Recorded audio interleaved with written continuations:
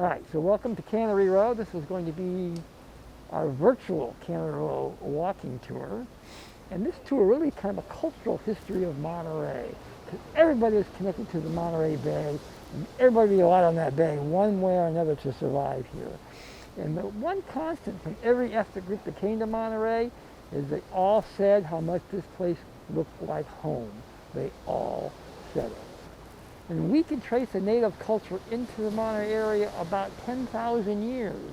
If you think about what Monterey may have looked like 1,000 years ago, or even just 500 years ago, there were lots of lakes, lots of fresh water, at least enough to sustain that population, which was never that big. Huge herds of deer and elk and tule elk and grizzly bear. I have read accounts of early explorers come into the Monterey area, especially in the fall months, talking about bird life. So many birds, they said, you couldn't see the surface of the lake. Said the ducks would darken the sky.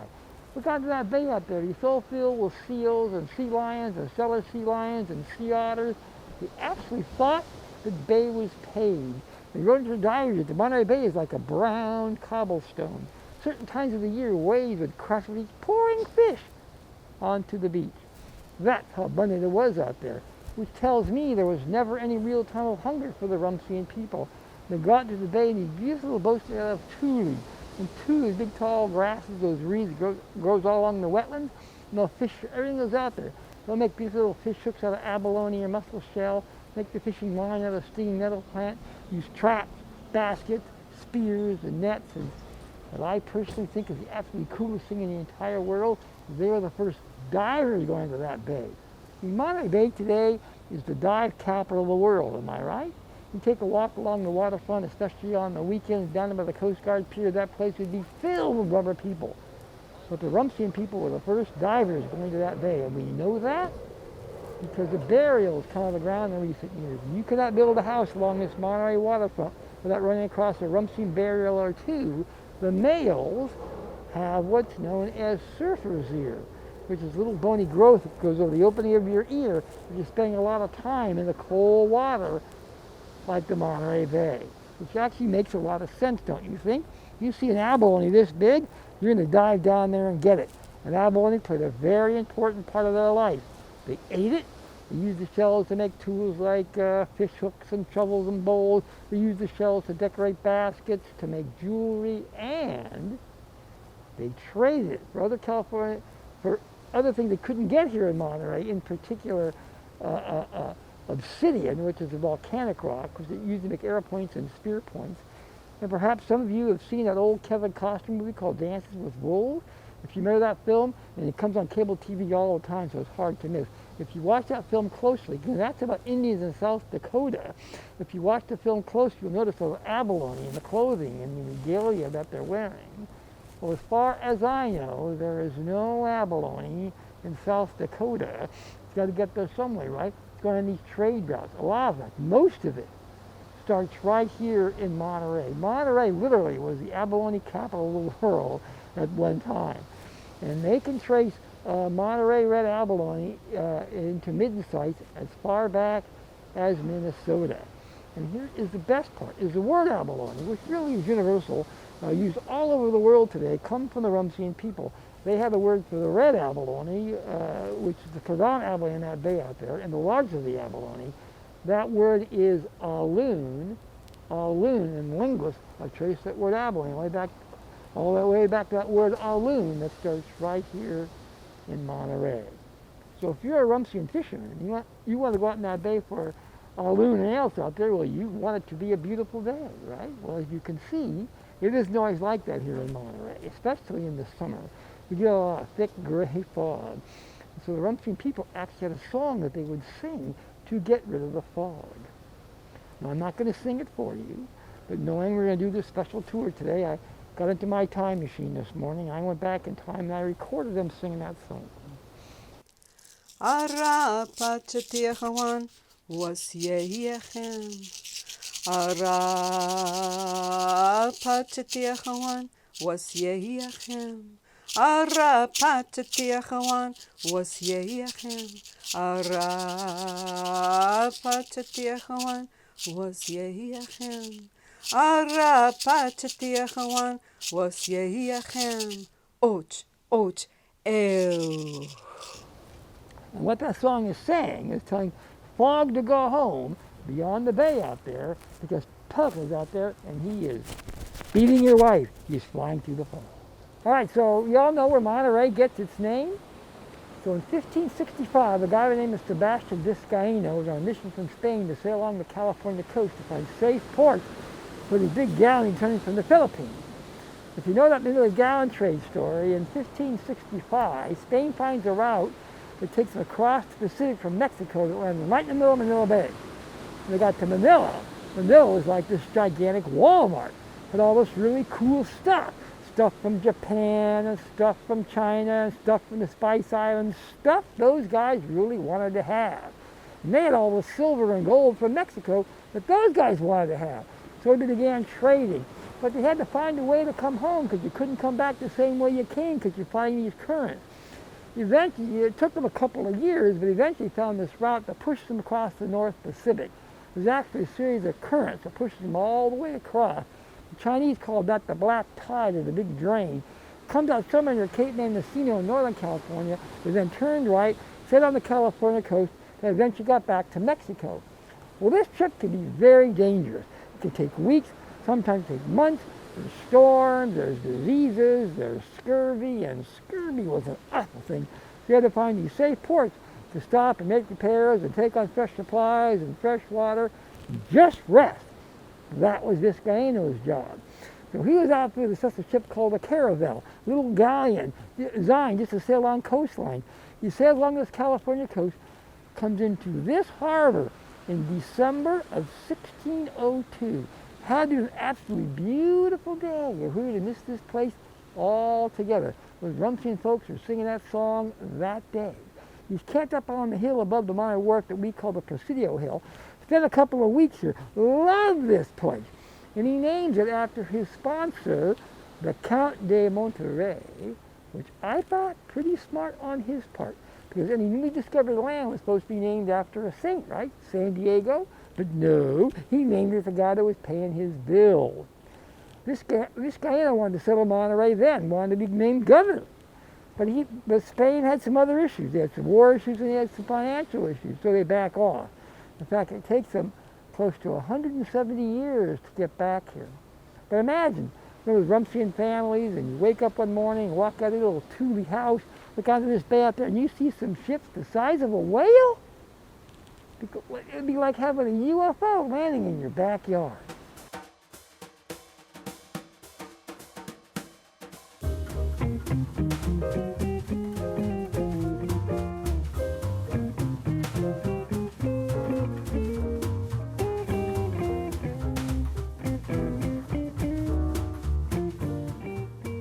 So in 1926, he came down here and bought this piece of property right here. He bought the property, paid $5,000 for it. It went 50 feet this way and 50 feet this way. And then he jacked up the house, and he immediately sold 25 feet of property to Del Mar County here next door to him for $5,000. Probably the best business deal that Ricketts ever did. But he mainly bought this property, partly because of the location, but he mainly bought the property because of these tanks you see right here. These tanks were already here.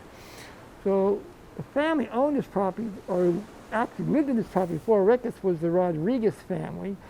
And they actually had a small sardine operation down here called Esperanza Cannery. And they were actually salting sardines in these big vats right here. That's what they would do, and they'd put them in barrels. And then they would sell them to grocery stores and hotels. In those days, you'd go to a bar, and oftentimes you'd get a salted sardine kind of thing, and that was the business that they were in. The perfect place for Ricketts to store his specimens. Although I can't prove it, but I'm sure that Ricketts actually, when the Rodriguez family ran their salting business, these vats are big open vats. I'm sure Ricketts came in and sort of parceled out like you see it in little separate boxes to keep his specimen there. And I understand he would fill these things up with formaldehyde that was in here right here. So in 1936, on Thanksgiving Day, actually there was a fire in this building. It was a fire that was caused by a power surge from the power line that caught the Del Mar Cannery on fire. It burned the cannery down and then burned Ricketts' lab down. He did save his car, that was about it, and also there was a safe in the building, and that was saved. And the story goes that after the fire and he opened the safe, there was a can of sardines in there and a half-eaten liverwurst sandwich. I don't know if that's true or not, but I like that story anyway.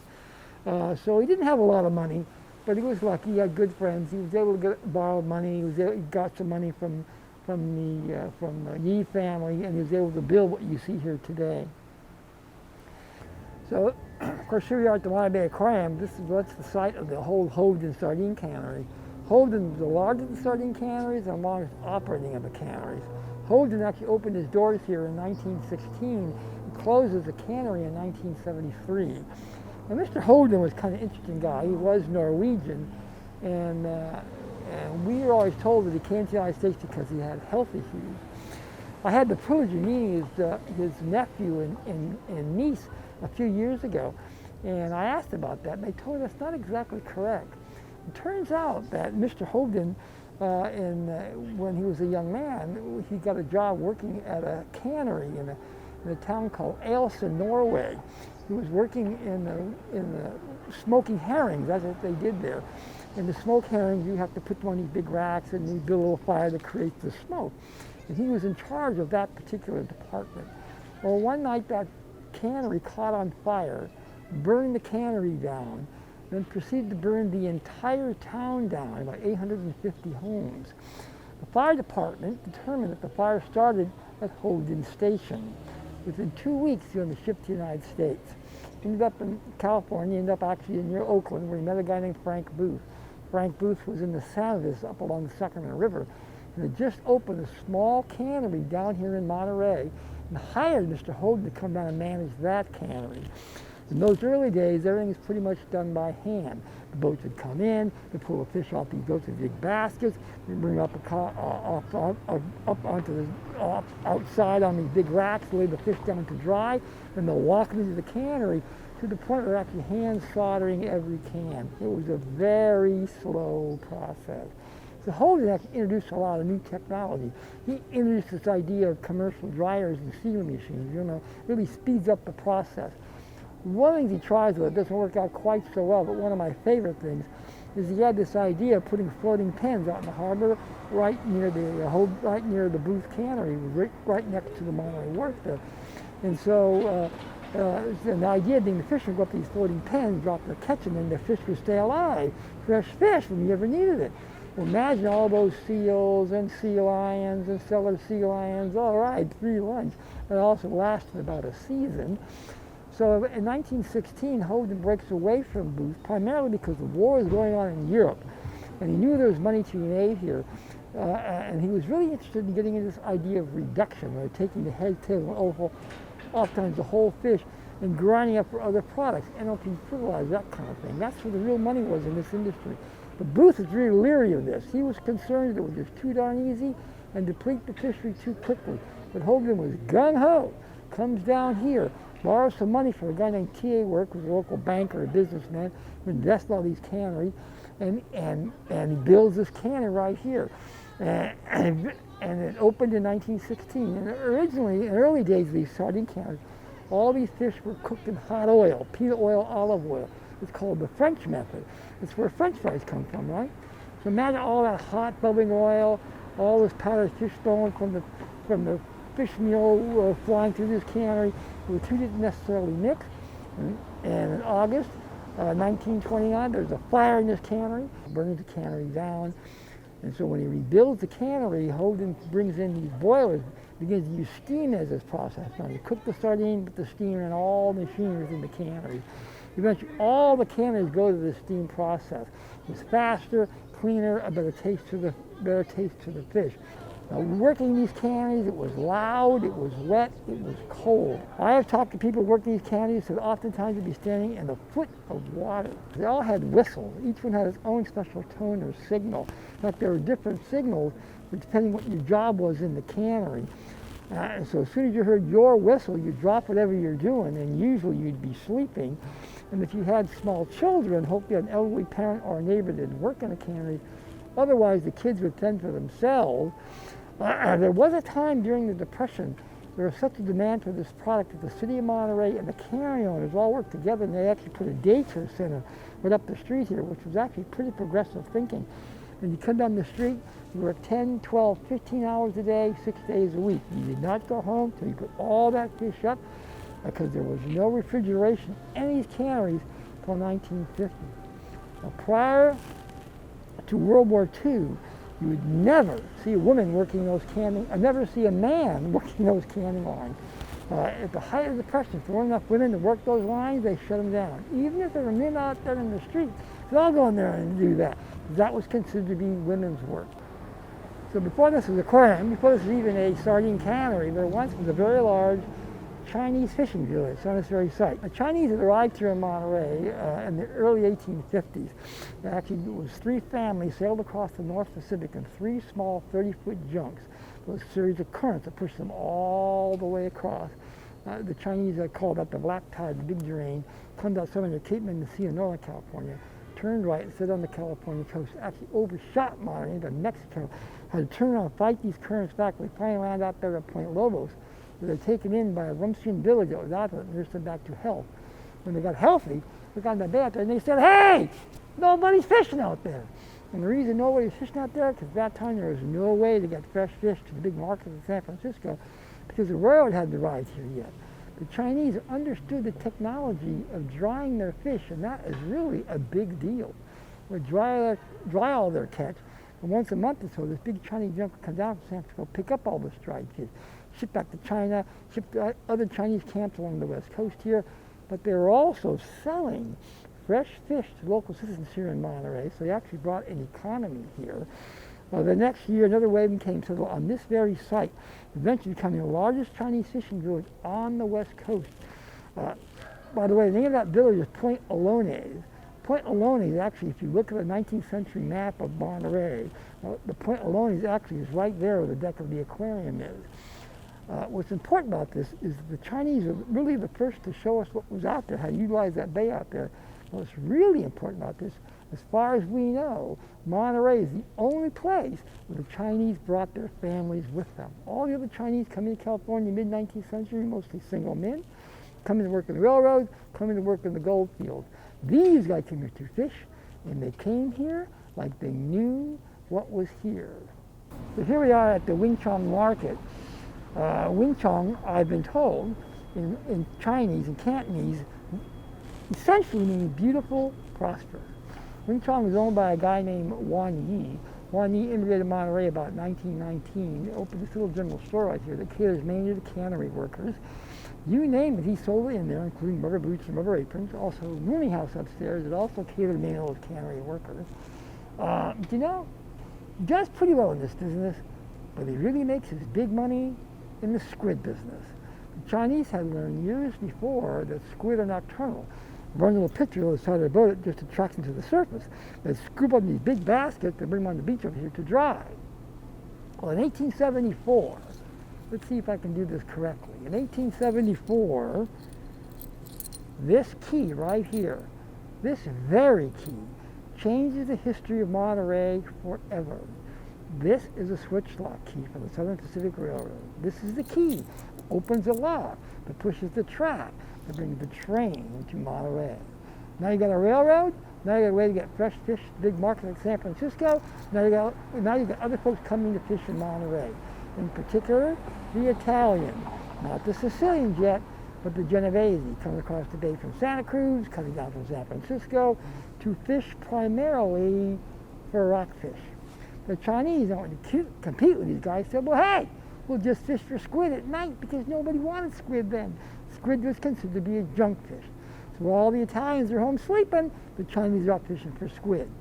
Around the turn of the 20th century, the city of Monterey banned the drying of squid within the city limits.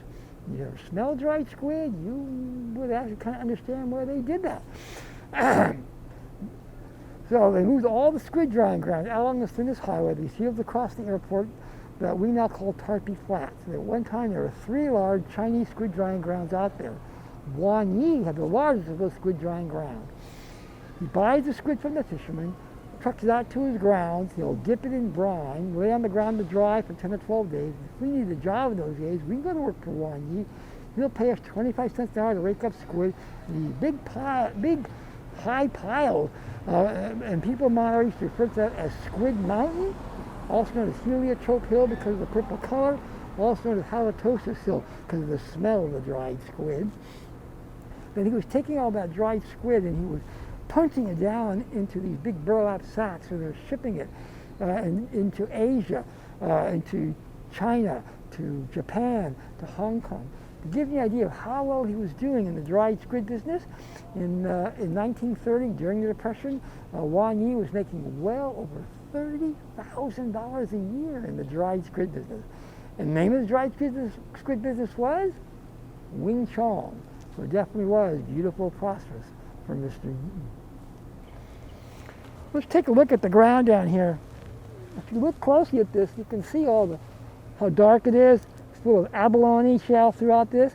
This is called midden soil. This shows us human use this land here for thousands of years, all right there. I like to point out the mural too, the beautiful Bruce Aries mural you see right here. I love this. It was actually done in the 1980s as part of a big mural project they had down here on Cannery Row. But what I love about this is it's actually fairly accurate. That during the Depression, it was not uncommon for folks to live in old boilers like this. There is the Wing Chong Market right there. You can see the Lone Star, which was right where the Mackerel Jack's building is right there. Of course, the Lone Star was a famous brothel run by a woman named Flora Woods. But what I really like is this, the Blue Diner, that was parked right about where we are right now. And the Blue Diner, again, catered many of these cannery workers, and they had hamburgers and sandwiches and stuff. But you know, a lot of these canneries actually had cafeterias in them. Well, what do you think they served in there? Sardines, right? You can them all day, you eat them for lunch too, forget it. You go down to the Blue Diner and get a sandwich or a hamburger or something. So the Monterey sardine fishery was one time the largest fishery of single fish in the history of the United States. They took an average of 235,000 tons of this guy out of the Monterey Bay every year between 1915 and 1950. Big, big fishery. But the truth is, the Monterey sardine was never at any time a popular fish to eat. People thought it was too oily. So at the turn of the 20th century, all the way up into the Depression, people in the United States ate sardines almost on a daily basis. Kind of like we would eat potato chips or crackers today, people ate sardines. But the sardines that people ate were those little guys, those guys coming from the North Atlantic, coming from Europe. They loved those little guys. And in fact, sardine really is kind of a generic word for small silver fish. What they catch in California along the West Coast or all the way up to the Pacific Northwest, all the way down into South America, was this guy known as a pilchard. They used to refer to it as the true sardine, which I actually think was kind of a marketing thing. They did that. But people in the United States used to love those little sardines. But what happens, how does this become such a large fishery? Well, it wasn't sardines that puts Monterey on the map, actually. It's salmon that puts Monterey on the map. Salmon was king in Monterey between 1895 and 1915. It was Japanese fishermen that were doing it. To give you an idea of how large it really was, that particular fishery, in 1909, at the end of that 1909 salmon season, the Monterey Daily Cypress, which was a local newspaper then, reported at the end of that 1909 salmon season, there were 185 sailboats working in Monterey Bay. 145 of them were Japanese owned, catching an average of 1 million pounds of king salmon in 3 months.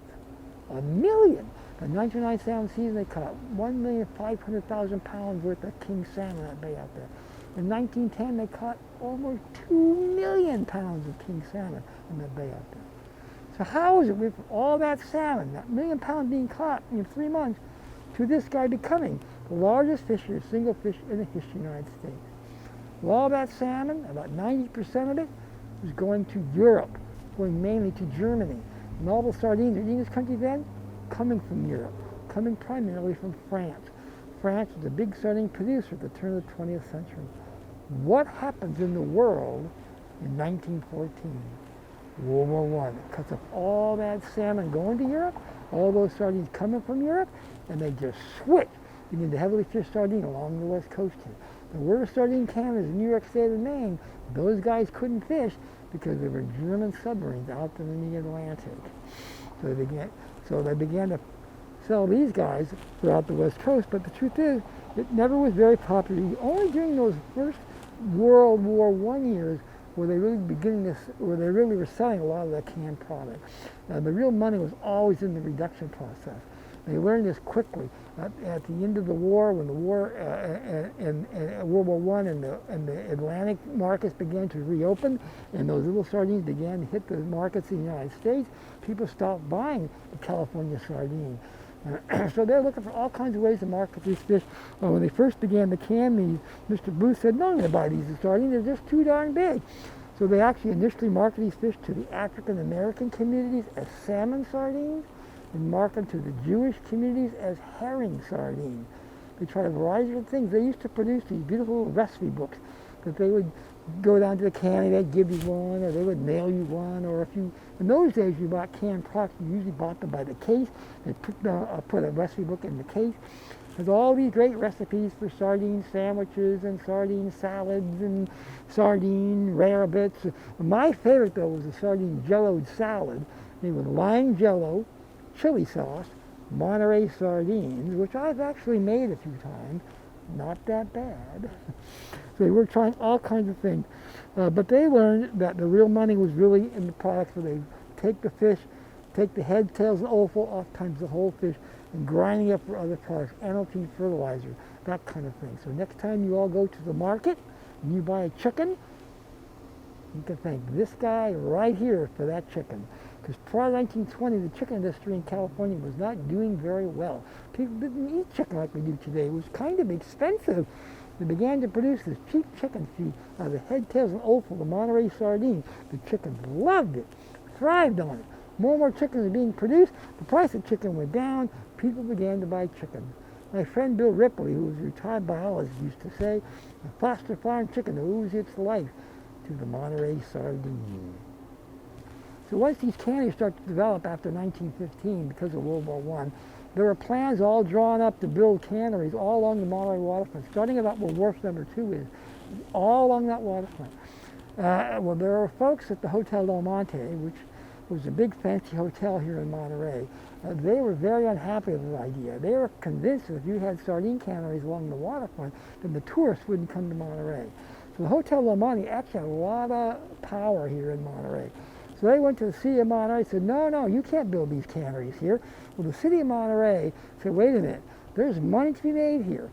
So they said, all you sardine processors, you go way down there at the end of Ocean View Avenue where nobody goes, and this is how Cannery Row becomes Cannery Row. And Mr. Booth, whose cannery actually already was down there where near the Monterey Wharf, could stay where he was. So he actually, the Booth cannery actually is the only cannery that was actually in Monterey proper. And this is how Cannery Row becomes Cannery Row. The street officially becomes Cannery Row in 1958 when the city of Monterey changes its name from Ocean View Avenue. But people always referred to this as Cannery Row. In fact, the earliest reference I've ever seen to this street being called Cannery Row appears in a local newspaper in 1919. Unfortunately, we don't know who that writer was that coined that phrase because in those days, those writers just didn't get bylines in those days. So working in these canneries, as I mentioned earlier, was a very difficult work, hard, labor-intensive. These little houses you see here, at one time there were a number of little houses that stretched all the way from here, Cannery Row, all the way down to the Monterey Wharf. And mostly single men live in these houses, sometimes 4 or 5 men at a time live in these houses here. The city actually moved these here from another area of Cannery Row, and they're set to represent different cultural groups. So the Japanese, who were here very early in the canneries, Japanese where they were coming in and worked doing a lot of removing the heads and tails and that kind of thing. It was all done by hand. It took certain skill to do that kind of thing. And Spanish workers also came in early, Spanish workers initially coming to Cannery Row. via Hawaii. A lot of the Spanish workers were recruited from Spain, also from Portugal, to go work in the sugarcane fields of Hawaii, and then many of them ventured across the Pacific to California, ended up working in these canneries here. And then the Filipino community that actually came in after 1920 to work in these canneries. And the Filipino community came here as a result of a fish cutter strike on the Cannery Road that happened in the fall of 1920. In the fish cutter strike, there was no union in any of these canneries until 1938. And so at that time, none of the canneries, there was no pay consistency within the canneries. The working conditions were all poor. And there was one way how the cannery owners actually controlled their workers, actually. But the higher end job in the canneries at the early days, again, was the fish cutters, because that was really labor intensive. And you had to have a lot of skill. And you would they paid you by the piece. That's how you got paid usually. And in those days, you paid you by how you filled up your buckets. So in 1920, you're maybe making 10 cents a bucket for all that from removing heads and tails. So you were paid by the piece, and you fill your bucket, you get your pay. And so there was no pay consistency. So one cannery would pay 10 cents a bucket, another cannery would pay 12 cents a bucket. So a guy could pay, how come my friend Hayato down there holding his cannery is making 12 cents and I'm only making 10 cents? The cannery owner said, well, that's just too darn bad. Well, the cannery fish cutters said, the heck with you, and all went on strike and literally shut down their street for about a week. And it wasn't just Japanese workers who were doing this. There were Mexican workers, there were Chinese workers. They all had those kind of skills to do that. But it was still referred to as the Japanese fish cutter strike of 1920. And so the cannery owners said, we'll just hire other folks to do it. Initially, their plan was to hire housewives. So they put ads in the local newspaper because they figured housewives who worked in kitchens, who cut up fish and other things for their family's meals, they could come in and cut fish in these canneries. Well, not quite the same thing. That didn't work out quite too well. So they weren't getting these cutters they needed to have in the cannery. So finally, after about a week of this, the cannery owners went to the Japanese fishermen and said, unless you guys stop this strike, we're not going to buy any fish from you. So the fishermen who wanted to feed their families went to those fish cutters and said, listen, you got to stop this. We'll work it out later, but we got to stop this right now. And so they did. They eventually shut the strike down, but the result of all of this was that the Japanese fish cutters, any actually Japanese worker in the sardine canneries for the 1920-21 sardine season were not allowed to come in and work in any of these canneries for those two seasons. And the result of that was they brought in Filipino workers to replace them who also had those skills, and that's how those guys started to come work in these canneries. All right. We must now pretend that we are cans of sardines. We're now standing on what is one of the last of the original crossovers. So in the sardine world, the canneries are on the water side and the warehouses are on this side, on the warehouse across the street. And what we've done across the middle of this room is a two-tiered conveyor belt system. And the empty cans that come across the lower side of that conveyor belt and into the cannery, and the full cans go on the upper side of that conveyor belt into the warehouse right there. This is Mcv Beach. In the 19th century, part of the 20th century, belonged to a guy named Mcv. And he had these little concessions and little beach houses and things like that. And people from the Central Valley of California, Modesto and Fresno, in the summer months particularly, come to Monterey to get out of high heat. And they'd spend their summers down here. In fact, they used to say that it was good for your health to sleep in the fall. And so around that same time, the Chinese fishing village, where Hopkins is, Aquarium is today, at that point, that piece of property where the Chinese village was belonged to the land arm of the Southern Pacific Railroad, the Pacific Improvement Company. They had big plans. They wanted to put big fancy mansions down there, a bathhouse, a swimming pool. The Chinese had a really good lease. They weren't going. They offered them property all over the Maui Peninsula. They said, no, we're not leaving. Why should we go? They weren't going. April of 1906, there's a massive earthquake and fire in San Francisco that displaced everybody that lived there. including the Chinese community. Where are they going to go? They came here to Monterey, to the village down here, because they had family living here. Not only they're not only not leaving that village is getting bigger. Almost a month the day of the earthquake in San Francisco on May 16, 1906, there's a fire in that village. Burns about a third of it down. Nobody dies in it, but they get the message. It still took about a year to get them off that property. But when they did, a small group of them came right down here and leased this piece of property from Mr. Mcv and built a small fishing village on this very site. And this village actually was here into the 1920s. All right, what made that village unique, it was really a family-oriented village, and that was here. Right, in mid-1890s, a guy by the name of Sabaru Noda immigrated to Monterey, Japanese immigrant who got a job working for the Southern Pacific Railroad, got a job working kind of as a lumberjack. He was up a tree one day near the Monterey Wharf, looked out into the harbor, and saw all of this abalone down there. In fact, so much abalone, he actually described it in a letter as being a carpet of abalone, and nobody doing anything with it. And the reason nobody doing anything with it, because nobody knew what the heck he's supposed to do with it. Unless you're carrying abalone properly, it's kind of like eating a rubber boot. Japanese, who've dealt with abalone for centuries, they knew what to do with it. So notice on right started back to the governor of Japan, said, hey, all this abalone here, nobody wants it. The governor of Japan sends a guy by the name of Jinosuke Kagane, who was in the abalone business in the Chiba prefecture of Japan. He comes over and goes, oh, that's great. Look at these abalone. They're not only a lot of them, they're big. He sends out to Japan for abalone divers known as ama, or free divers. In between that time, Noda comes right down here and leases this very piece of property right here. Sends back to the Wakayama prefecture of Japan for other kinds of fishermen who came over and set up a Japanese fishing camp on this very site, where they're fishing for salmon and fishing for abalone, all kinds of things.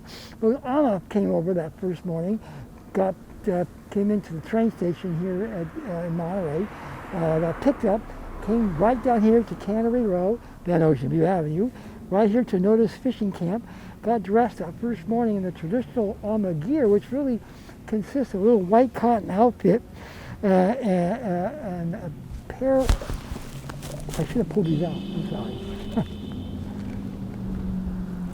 A pair of goggles, like these guys right here, right? And they have pig's bladders on either end of these things. Sorry. But they would squeeze to help release the pressure.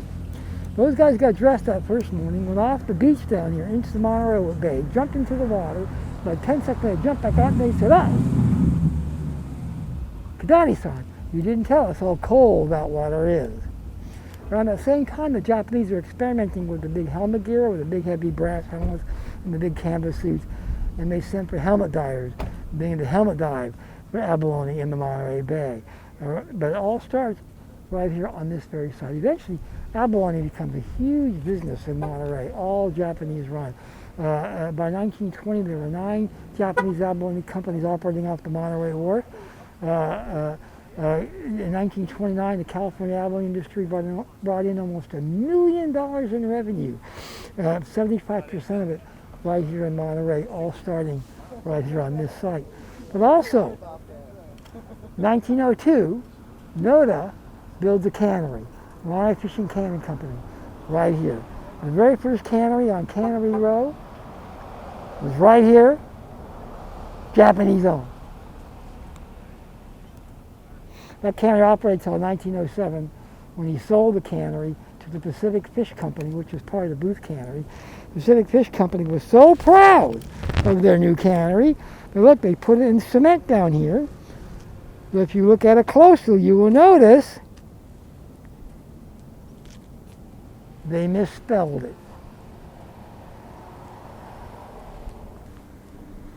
This box here is a sardine hopper.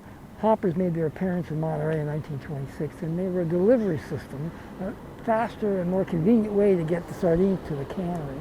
But before these hoppers made their appearance in Monterey, they used the older system, a little bit harder. The smaller boats called Lampara boats, they actually pulled a barge behind them called a lighter. That's where all the fish would go into. So they'd bring the lighter in closer to the canneries, they'd drop these buckets down and pull the fish up into the cannery. Those buckets could take about 600 pounds of fish at a time. those lighters could have up to 60 tons of sardines in them. Going back and forth, you can imagine how long that would take to unload their fish. So Newt Hovden, of Hovden's Cannery, had seen these kind of hoppers working in the agricultural fields here in California. They're right in the middle of the field. And then the farmers would dump all their apples and nuts and things into the hopper. Then they go by conveyor belt into their cannery. He figured, why can't they work out there in the bay?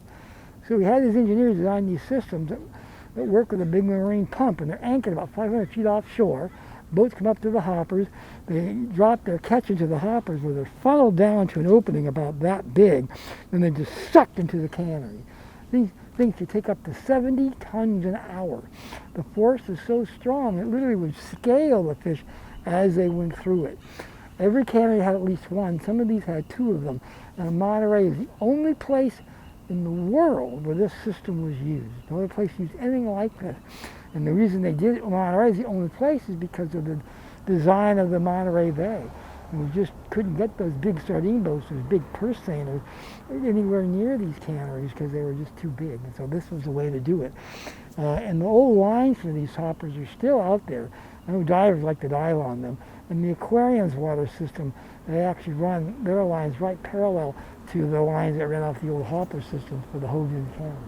Standing on the side of the old warehouse for the Caravel Cannon Company, now a parking lot, and as this, what we call, again, part of the historic footprint to the canneries here. This is an old water tank that you see right here. Of course, steam was the process to cook all those sardines, run all the machinery, and of course water they had to boil to create that steam, and you had to have oil to burn to create the heat, and they had this special kind of oil, sort of a kerosene-based oil. This is an oil tank that you see right here. So these are actually usually buried under the ground, and then this one was pulled up several years ago by the city of Monterey, and when they pulled it up, it was still filled with oil. They drained it, but there are a number of these oil tanks still buried along the street here. They're all filled with oil, and nobody knows where any of them are. And eventually they're going to have to come up at some point to get all that oil out of them. But that's what's left of the oil process right there. Again, before those sardine hoppers, the delivery system, the boats would come in, they'd drop these baskets down, these buckets down from the cannery, and pull them back up into the cannery, into the weight room. And this is one of those baskets you see right here, left over in those days. It also makes a good planter, as you can see right there. So then across the street is the Bear Flag Building, but it wasn't always the Bear Flag Building. It's actually a Chinese building. You can see what they call a saddleback roof on there. This is the only Chinese architecture building like this in Monterey that I know of. It was actually built by the Wu family, who had a hotel on this side of the street called the Ocean View Hotel. They also had a restaurant here, a Chinese-style restaurant. And many Montereyans got their first taste of Chinese food at the Ocean View Hotel. And then the Bear Flag Building essentially was a rooming house. A lot of cannery workers lived there, and all kinds of different kinds of businesses worked out of that building at one time or another. But it became the Bear Flag Building, I believe, in the late 1950s, early 1960s, taking the name from Steinbeck's novel, Cannery Row. And he called Flora Wood's place, which was called the Lone Star, which is down on the other part of Cannery Row. He called it in the book the Bear Flag. They took that name. This became the Bear Flag Restaurant. And there was a Bear Flag bar in the late 1950s, early 1960s. And then the big circle thing up there you see on the top there with the sign, I actually believe there was a clock there at one time. There's no pictures of it. We're not really sure, but we think that's what was there originally, was a clock. Typical to have a clock in the 1920s on a building like that. So that will conclude our virtual tour of Cannery Row. It was a little haphazard, I know. But for more information, you can contact me at timsardine@yahoo.com. I'm always happy to answer any kind of question. And I do these tours periodically, not as often as I used to, but you can call me, convince me. I'm happy to take you on a real tour of Cannery Row. So thank you.